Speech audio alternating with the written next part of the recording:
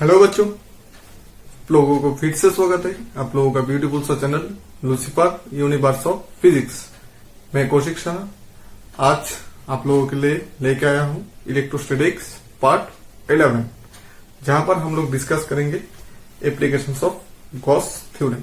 Last 2 lecture में भी हम लोगों ने पढ़ा है गॉस थ्योरम के बारे में। तो आज 2 थ्योरम है और 2 एप्लीकेशन है जो रह गया था, जो छूट गया था, वो आज हम लोग डिस्कस कर लेंगे। तो फिर हम लोगों का इलेक्ट्रिक फील्ड वाला यूनिट खत्म हो जाएगा। फिर नेक्स्ट क्लास में हम लोग डिस्कस करेंगे इलेक्ट्रिक पोटेंशियल और कैपेसिटेंस के बारे में। फिर हम लोगों का इलेक्ट्रोस्टैटिक्स पार्ट टोटली खत्म हो जाएगा। ठीक है। तो अगर वीडियो में कोई भी प्रॉब्लम आती है या कोई भी चीज समझ में नहीं आती है तो इस नंबर पे कॉल कर सकते हो या व्हाट्सएप कर सकते हो या वीडियो के नीचे कमेंट बॉक्स में भी बोल सकते हो। तो ज्यादा बात नहीं करते, शुरू करते हैं आज हम लोगों का electrostatics part 11 applications of Gauss theorem. और गॉस थ्योरम के बारे में तो सबको पता ही है। तो आज डायरेक्ट क्वेश्चन पे चले जाते हैं। तो आज का क्वेश्चन है apply Gauss theorem to show that apply Gauss theorem to show that apply Gauss theorem to show that for a spherical shell for a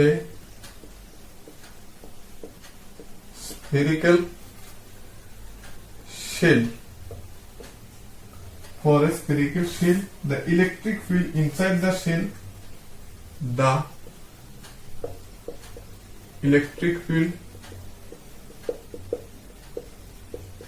inside the shell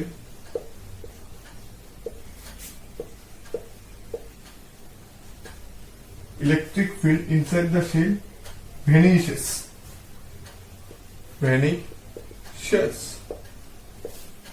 then whereas outside it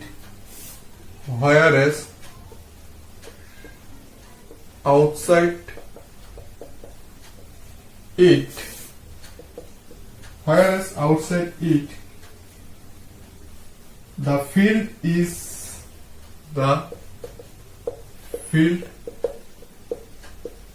as all the charge had been concentrated at the center. As all the charge concentrated at the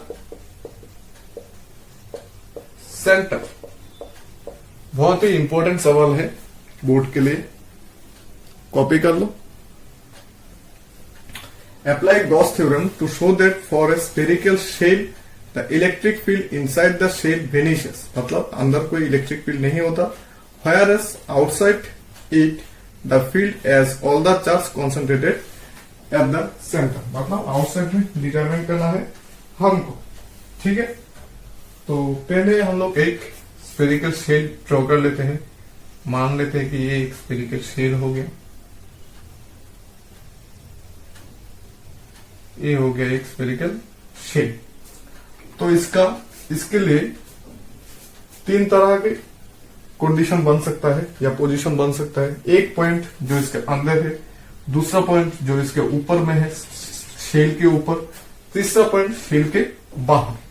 तो यहां पर हम लोग 3 condition या 3 situation describe कर लेंगे। एक अंदर, दूसरा शेल के ऊपर, तीसरा बाहर। ठीक है। तो पहले हम लोग डिस्कस करेंगे जब पॉइंट आउटसाइड होगा। ठीक है। तो आउटसाइड मान लेते हैं एक पॉइंट यहां पर P है जिसका डिस्टेंस सेंटर से स्मॉल और इसका रेडियस मान लेते हैं कैपिटल। ठीक है।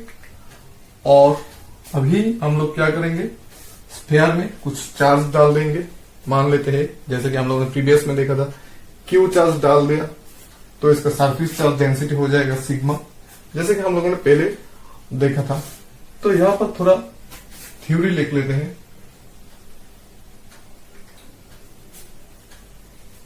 consider a thin spherical shell of charge of radius r. Consider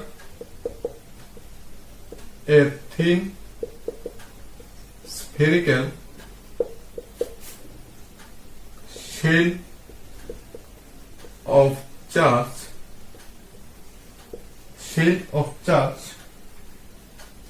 of radius r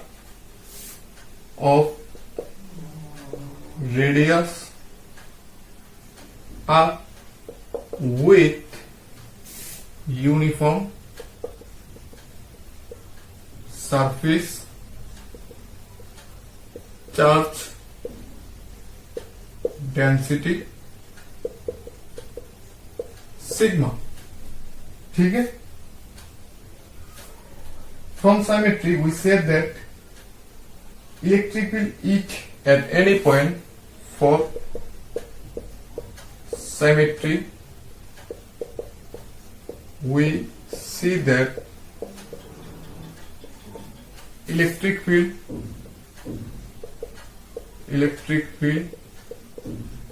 at any point, कहीं पर भी ले लो electric field at any points equidistance from the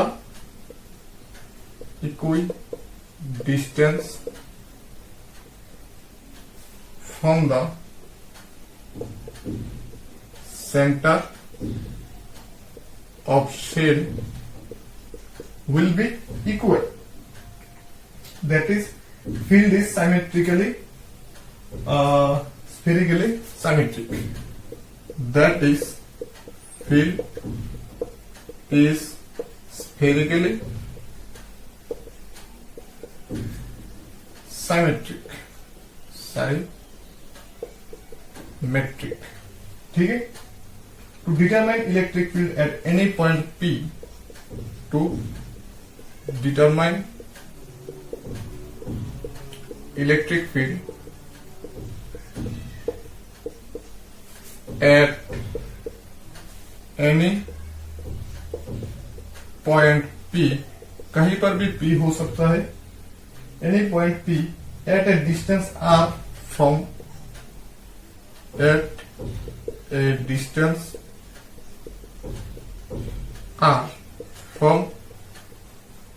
centre. Centre का नाम दे देते हैं O. तो centre O. We chose a concentric sphere of radius r as Gaussian surface. We consider a Gaussian surface of radius smaller. ठीक है. We consider a Gaussian surface of radius smaller. ठीक है. When P lies outside the spherical shape. अभी एक copy कर लो.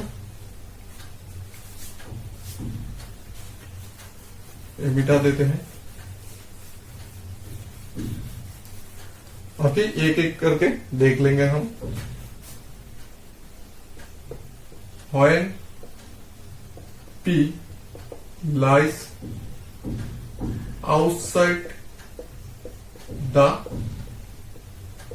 shell, जब P shell के बाहर होगा. ठीक है. कॉपी कर लो. चलो ठीक है. The total charge Q inside the Gaussian surface is the charge on the shell of radius r. The total charge कितना है यहाँ पर? टोटल चार्ज मान लेते हैं स्मॉल q है. The total charge q inside the Gaussian surface, inside the Gaussian surface is the charge on the shell of radius r. Is the charge on the shell of radius are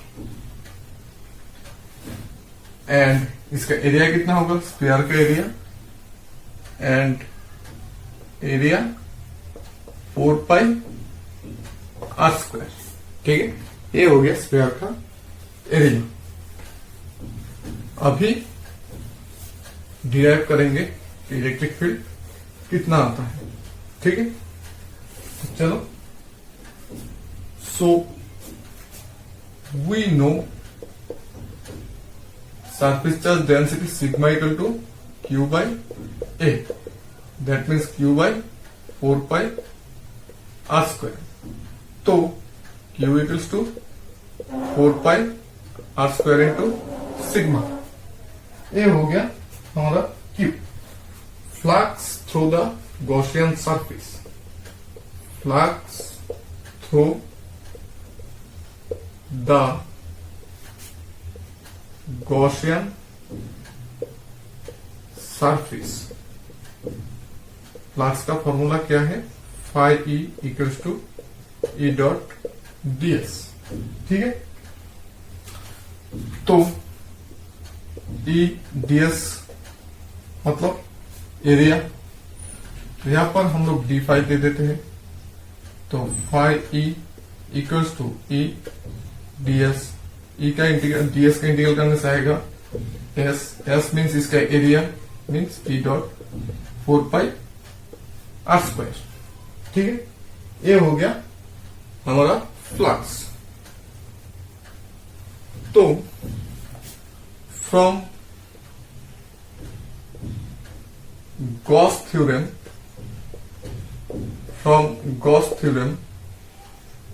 phi equals to Q by epsilon 0।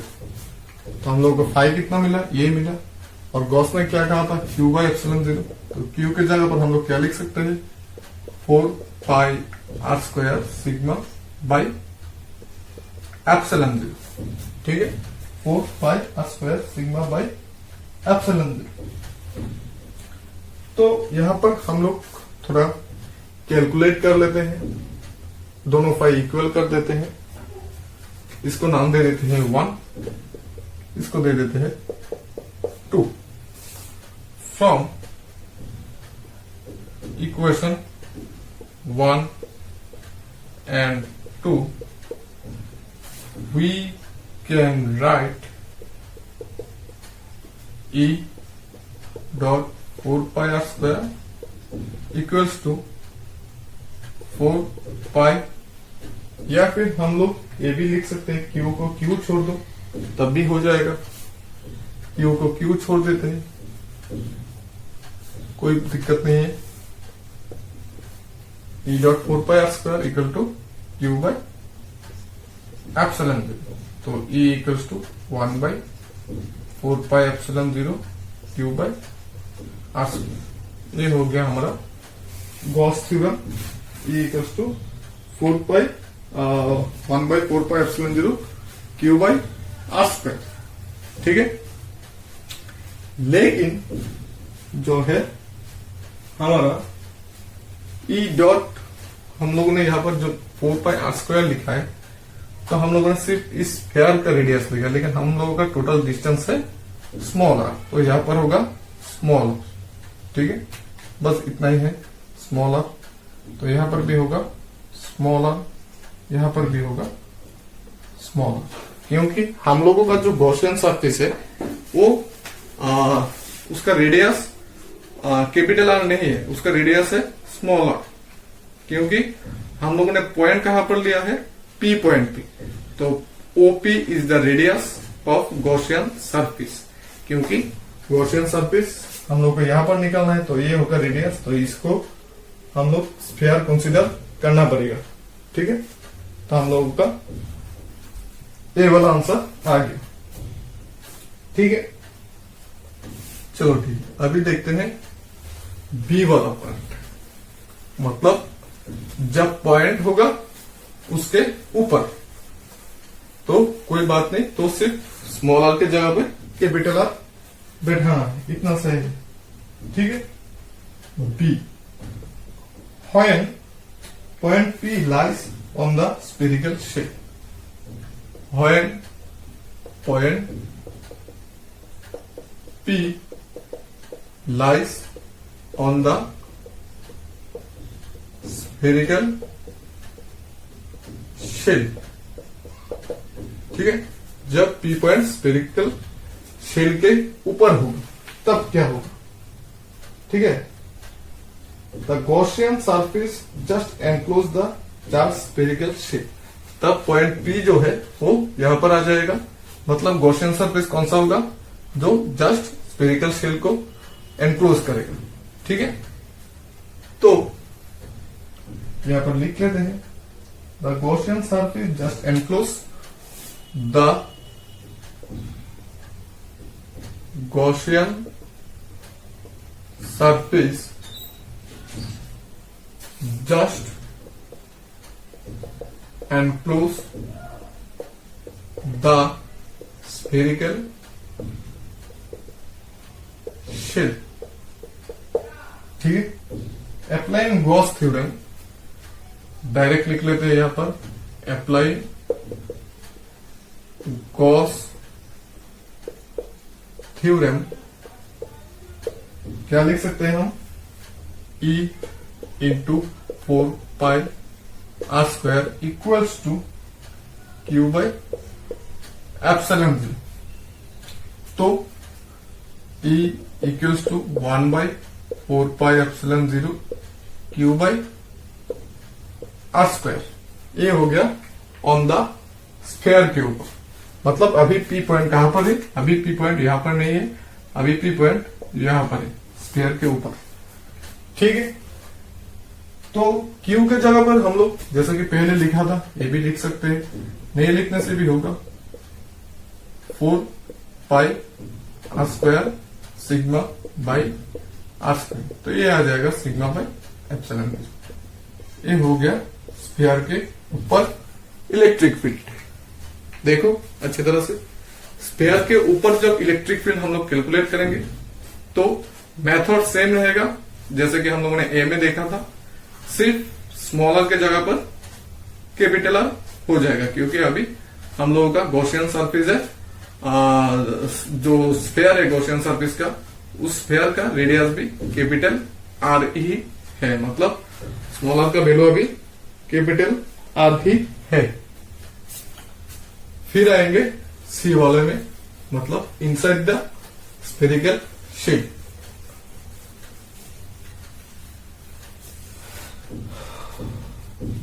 C.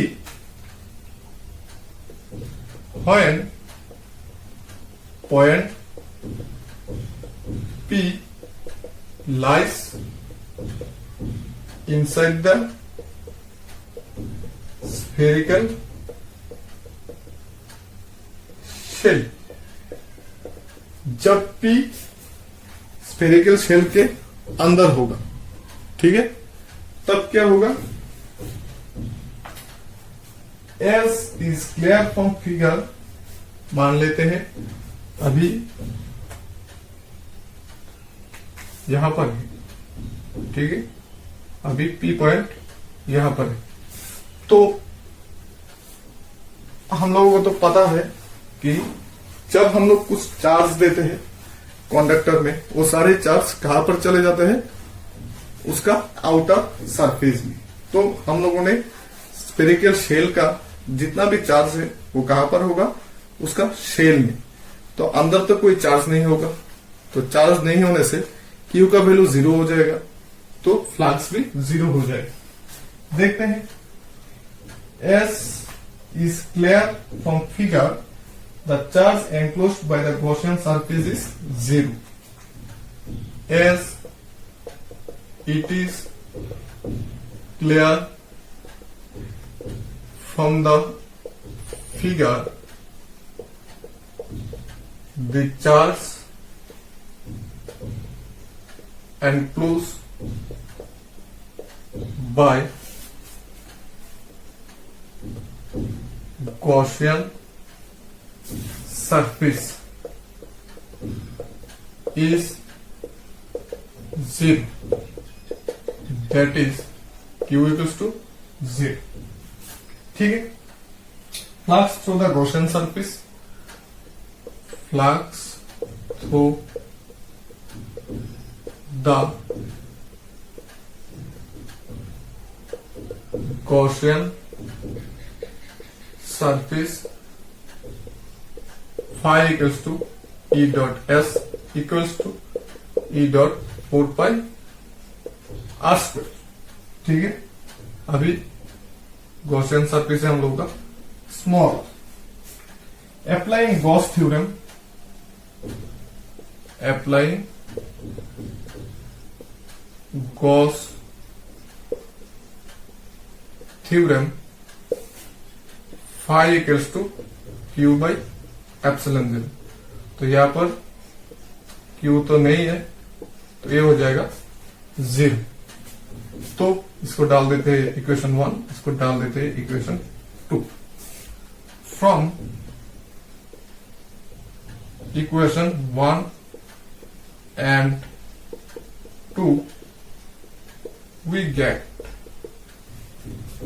क्या पता है हमको, E dot 4 pi R square equals to 0.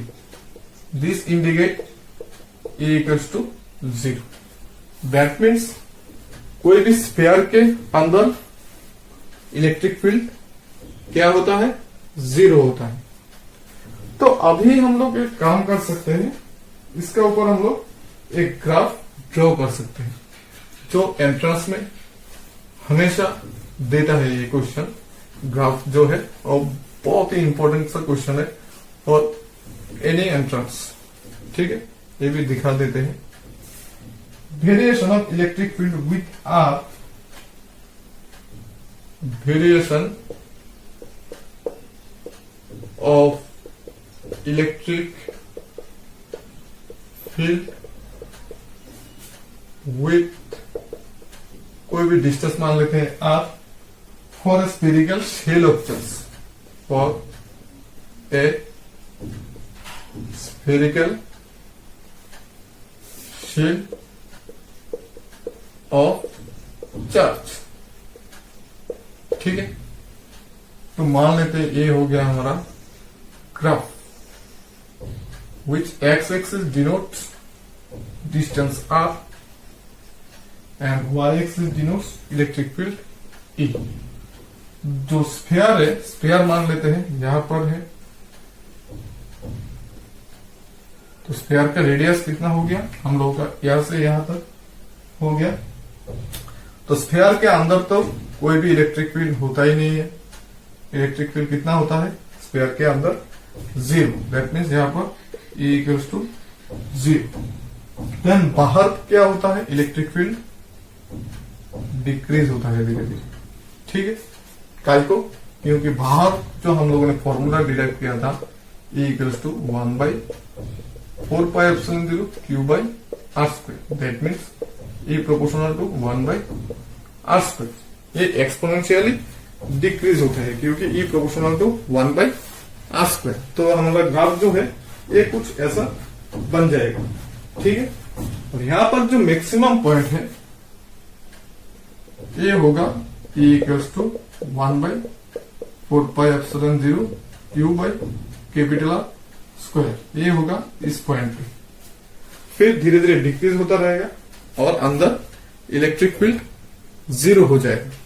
This is very very important for entrance. आप लोग देख लेना, 2019 में इससे रिलेटेड क्वेश्चन आया था। एम्स में भी पता नहीं कौन सी ईयर में आया था। जब हम लोग प्रॉब्लम सॉल्व करेंगे एंट्रेंस का, तब दिखा देंगे कौन कौन ईयर में आया था। ठीक है, समझ में आ गया। अभी तो हम लोगों ने देखा है स्फेरिकल शेल का, अभी देखेंगे इंसुलेटेड स्फीयर का। इंसुलेटेड स्फीयर का थोड़ा अलग होता है, बाकी सब सेम होता है। तो क्वेश्चन लिख लेते हैं पहले। A charge Q is uniformly distributed with an insulating sphere of radius r. A charge Q is uniformly distributed a charge q is uniformly distributed within a insulating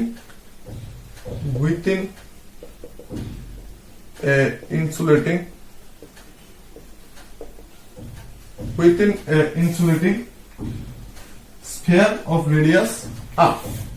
Sphere of radius capital R. ठीक है. Apply Gauss theorem to find the electric field. Apply Gauss theorem to find the electric field. To find the electric field due to this charge distribution. Due to this charge distribution,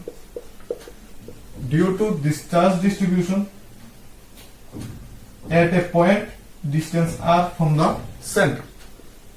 At a point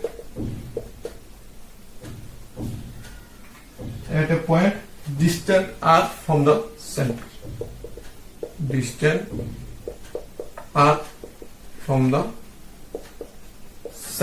question को थोड़ा जल्दी copy मार लो.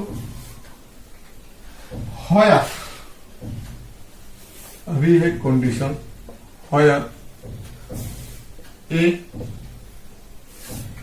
Are greater than R जब बाहर होगा square की. B R equal to R जब ऊपर होगा स्क्वायर के. सी 0 आर जब अंदर होगा. ठीक है. यहां पर क्या बोला है? A charge Q is uniformly distributed within a insulating sphere of radius R. Applying Gauss theorem find the electric field due to charge distribution at a point of distant R from the centre. ठीक है. तो मान लेते हैं ये एक sphere है, insulating sphere. ये पूरा स्फीयर इंसुलेटेड है तो इसका पूरा स्फीयर में ही चार्ज होगा. ठीक है. जैसे कि हम लोगों ने पहले डिस्कस किया था कि चार्ज सब बाहर होता है. तो ये अगर इंसुलेटेड है और यहाँ पर बहुत सारा चार्ज गिवन है तो ये पूरा स्फीयर में ही चार्ज डिस्ट्रीब्यूट हो जाएगा. ठीक है. तो बाहर वाला पार्ट में जब हम लोग कैलकुलेट करेंगे तब मान लेते हैं ये स्मॉल आर है, इसका रेडियस कैपिटल आर है. बाहर वाला पार्ट में जब हम लोग कैलकुलेट करेंगे तब जैसे कि हम लोगों ने प्रीवियस में कैलकुलेट किया था as it is D2 same लिखना है, कोई भी चेंज नहीं करना है. सिर्फ स्फेरिकल शेल के जगह पे इंसुलेटिंग स्फीयर लिखना है. तो आंसर भी सेम आ जाएगा हम लोगों का. ए वाला का पार्ट का आएगा हम लोगों का E इक्वल टू जैसे कि हम लोगों ने पहले डिराइव किया था 1/4πε0 Q by small R square. ठीक है. जब ये आउटसाइड होगा. बी वाला पार्ट भी सेम होगा. E equals to 1/4πε0 Q by capital R square जब ये पी पॉइंट स्फीयर के ऊपर होगा. ठीक है. तो ए मिल गया, बी मिल गया. अभी थोड़ा कंफ्यूजिंग है सी के लिए क्योंकि सी अंदर है, मतलब स्फीयर के अंदर है. जैसे कि हम लोगों ने पहले कैलकुलेट किया था वैसे कैलकुलेट करने से सी वाला पार्ट नहीं होगा क्योंकि अभी हम लोगों का है इंसुलेटिंग स्फीयर. पहले तो हम लोगों ने कैलकुलेट किया था कि सारे जो चार्ज है वो कहां पर है, उसका आउटर मोस्ट सरफेस में. लेकिन अभी पूरा स्फीयर में चार्ज डिस्ट्रीब्यूटेड है तो अभी ऐसे कैलकुलेट करने से होगा नहीं. तो हम लोगों को कैलकुलेट कैसे करना पड़ेगा देखते हैं. When P lies inside the sphere, when P lies inside the sphere, जब P स्फीयर के अंदर होगा the charge enclosed by the Gaussian surface is the charge enclosed by the Gaussian surface. The charge enclosed by the Gaussian surface is, ये क्या होगा? मान लेते हैं अभी जो P पॉइंट है ये अंदर है, मतलब यहां पर है, ठीक है। तो एक चार्ज कितना तक एनक्लोज रहेगा? हम लोग का ए स्फीयर, जो अंदर मैंने स्मॉल आर रेडियस का एक स्फीयर लिया है, उस एरिया में हम लोगों का अभी गॉसियन सरफेस बन जाएगा। और चार्ज उस एरिया में जितना चार्ज है उसके लिए ही हम लोगों को फ्लक्स निकालना पड़ेगा। बाहर के चार्ज के लिए कोई फर्क नहीं पड़ता, क्योंकि ये गॉसियन सरफेस के बाहर है। अंदर कितना चार्ज है वो हम लोगों को कैलकुलेट करना पड़ेगा। तो इस स्फीयर का वॉल्यूम कितना है? वॉल्यूम है Q dash equal to, volume कितना है? 4/3 पाई स्मॉल आर क्यूब, ठीक है। अभी अगर हम लोग मान लेते हैं कि इसका स्फीयर का volume charge density rho, volume charge density rho, जैसे कि हम लोगों ने पहले सरफेस चार्ज डेंसिटी लिखा था, क्योंकि पूरा जो चार्ज है वो सरफेस में था, लेकिन अभी जो चार्ज है वो अंदर स्मॉलर रेडियस का जो स्फीयर है उसके पूरा स्फीयर में ही चार्ज है। तो उसका चार्ज निकालने के लिए हम लोगों को वॉल्यूम चार्ज डेंसिटी लेना पड़ेगा, मतलब पर यूनिट वॉल्यूम में कितना चार्ज है। हम मान लेते हैं पर यूनिट वॉल्यूम में रो चार्ज है, तो रो हो गया वॉल्यूम चार्ज डेंसिटी। तो वॉल्यूम चार्ज डेंसिटी मिल जाने से हम लोग, तो यहाँ पर हम लोगों का वॉल्यूम कितना है? 4/3 पाई स्मॉल आर क्यूब। तो 4/3 small pi small are cube में कितना चार्ज होगा? 4/3 पाई स्मॉल आर क्यूब में चार्ज होगा हमारा 4/3 पाई आर क्यूब रो, ठीक है। और रो क्या है? Volume charge density. तो इसका पूरा वॉल्यूम कितना है? पूरा वॉल्यूम है V equals to 4/3 pi R cube. तो यहां पर हम लोगों ने कितना चार्ज दिया है? टोटल Q चार्ज दिया है। तो इसका वॉल्यूम चार्ज डेंसिटी रो कितना हो जाएगा? रो इक्वल टू Q/V, मतलब Q/4/3 पाई आर क्यूब। तो यहां पर इसका वैल्यू हम लोग पुट कर देते हैं 4/3 pi R cube into rho का वैल्यू पुट कर देते हैं Q/4/3 pi R cube. 4/3 by 4/3 पे कैंसिल हो गया, तो आ गया Q small are cube by capital R cube, ठीक है। Q small are cube by capital R cube, ये हो गया हम लोगों का चार्ज। अभी गॉसियन सरफेस मिल गया है, तो by Gauss theorem phi equals to Q dash by epsilon 0। Q dash कितना है? Q R cube by R cube epsilon 0। ये आ गया हम लोगों का फाई। फिर हम लोगों को क्या पता है? As we know phi equals to E dot S equals to E dot 4 pi small R square. तो इसको डाल देते हैं इक्वेशन 1, इसको डाल देते हैं 2। तो अभी इक्वेशन 1 और 2 इक्वेट कर लेते हैं, तब देखते हैं कितना आता है। From equation 1 and 2 we get, equation 1 में क्या है? Q small are cube by capital R cube epsilon 0 equals to E 4 pi are square, ठीक है। तो यहां से हम लोग E इक्वल्स टू क्या आते हैं देख लेते हैं। E equals to 1/4 pi epsilon 0, ये तो आना ही है। फिर आएगा Q R by capital R cube, Q small R by capital R cube. इसको हम लोग दूसरा तरीके से लिख सकते हैं rho R by 3 epsilon 0, rho R by 3 epsilon 0। अगर हम लोग क्यू को हटाकर यहाँ पर रो की जगह पर रो ही रख लेते हैं तो हम लोगों का आंसर आ जाएगा ये रो आर बाई 3 एप्सिलॉन 0। ठीक है, चलो ठीक है। तो अभी भी हम लोगों को एक ग्राफ ड्रॉ करना है जो हम लोगों ने स्फेरिकल शेल के लिए ड्रॉ किया था, उसके जैसा ही है लेकिन थोड़ा अलग है। Variation of E with R, variation of E with R for a uniformly charged sphere, for a uniformly charged sphere। इसका ग्राफ कैसा होगा? इसके लिए हम लोग स्फीयर मान लेते हैं, ये वाला है स्फीयर। ठीक है, तो स्फीयर देने का जरूरत नहीं है।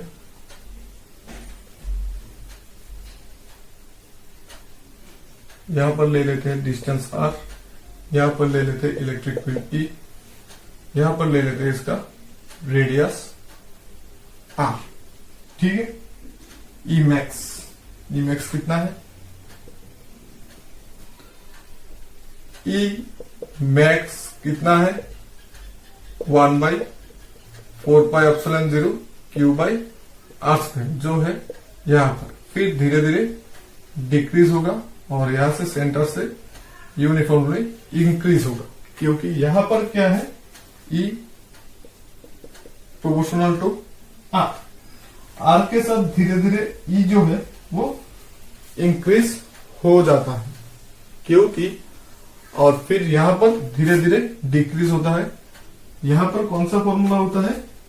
E proportional to 1/r²। ठीक है, तो इस फॉर्मूला को हम लोगों ने डिराइव करके दिखा दिया था लास्ट में जो आया था, कोई बात नहीं। लेकिन पहले जो है इस वाला लिनियर पार्ट के लिए ये हम लोग डिस्कस करते हैं। चलो, स्फेरिकल शेल के अंदर कोई भी एक पॉइंट लेने से, मान लेते हैं यहां पर पॉइंट ले लिया, यहां पर पॉइंट ले लिया, यहां पर पॉइंट ले लिया, कोई भी, जब हम लोग जितना ज्यादा मतलब जितना बड़ा स्फीयर लेते हैं स्मॉल आर का, उतना ज्यादा चार्ज एक्यूमुलेट होता है। तो चार्ज ज्यादा होने से इलेक्ट्रिक फील्ड ज्यादा होता है, तो ये डायरेक्टली प्रोपोर्शनल टू आर होता है। जितना स्फीयर के अंदर जितना हम लोग डिस्टेंस इंक्रीज करेंगे उतना चार्ज ज्यादा होगा, तो चार्ज ज्यादा होने से फील्ड भी ज्यादा होगा, इसलिए ये लिनियरली इंक्रीजिंग होता है। यहाँ पर मैक्स होता है, फिर धीरे धीरे जब हम लोग डिस्टेंस इंक्रीज करेंगे यहां से, फिर इस डिस्टेंस पे धीरे धीरे इलेक्ट्रिक फील्ड जो है वो घटता रहेगा प्रीवियस की तरह, ई प्रोपोर्शनल टू 1/r²। तो ये तो ग्राफ है, एक है यूनिफॉर्मली चार्ज स्फीयर के लिए और दूसरा है स्फेरिकल शेल के लिए, जो बहुत ही इंपॉर्टेंट है फॉर एनी एंट्रेंस। तो आज के लिए इतना ही काफी है। फिर हम लोग डिस्कस करेंगे इलेक्ट्रिक पोटेंशियल और कैपेसिटेंस के बारे में, और न्यू चैप्टर में जाएंगे, और यूनिट इलेक्ट्रोस्टैटिक्स ही रहेगा। तो ये जो हम लोग का इलेक्ट्रिक फील्ड वाला चैप्टर है वो खत्म हो गया। फिर हम दूसरे न्यू टॉपिक पे जाएंगे, इलेक्ट्रिक पोटेंशियल। तो मिलते हैं नेक्स्ट वीडियो में, तब तक के लिए टाटा।